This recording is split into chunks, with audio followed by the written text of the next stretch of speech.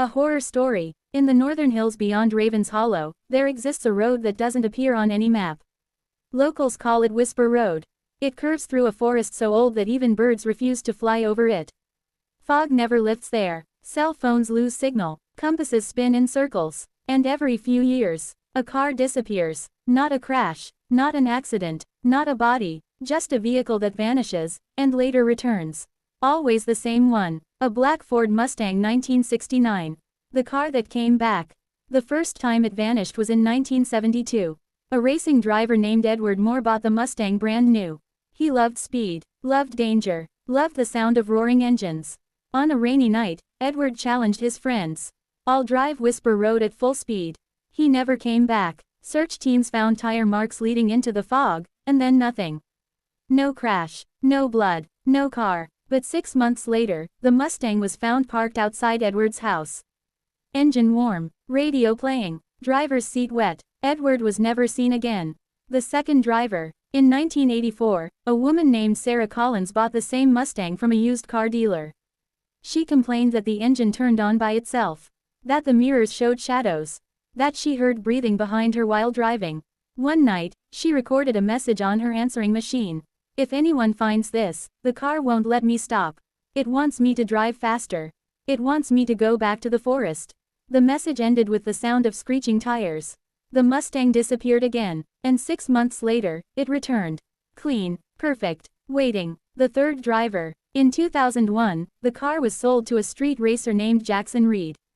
He mocked the rumors. A haunted car? That's free publicity. He filmed himself driving Whisper Road for his racing channel. The video cuts off after 12 minutes. Right before it ends, a voice whispers through the speakers. "You drive well. You'll last longer than the others." The Mustang was found 3 months later, parked outside the police station. The pattern: every driver vanished, every time the car returned. Always without damage, always cleaner than before, always waiting, until Hamza arrived in Raven's Hollow. The new owner. Hamza didn't believe in curses.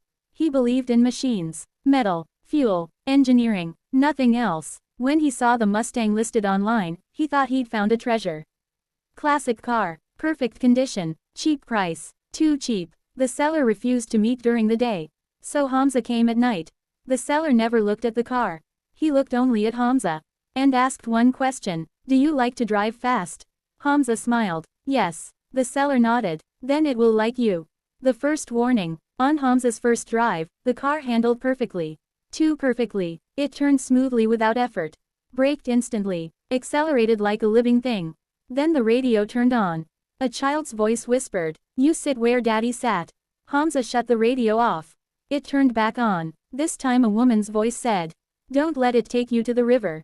Hamza pulled over. The engine kept running. The speedometer flickered. And for a moment, the reflection in the windshield wasn't his. It was Edward Moore, burned, smiling. The call of Whisper Road. For days, Hamza tried to ignore it. But every night, the Mustang unlocked itself. The headlights flashed. The engine started. It waited. On the third night, the doors opened on their own. Hamza felt his hands move without permission. He got in. The seatbelt locked. The car drove. The road that eats time. Whisper Road wasn't a road. It was a tunnel of trees. Branches twisted into shapes like fingers. Fog crawled across the asphalt like a living thing.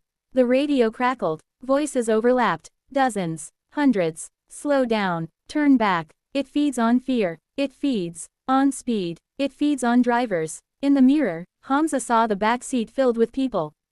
Their faces were pale. Their eyes hollow. Their mouths moving, but no sound coming out.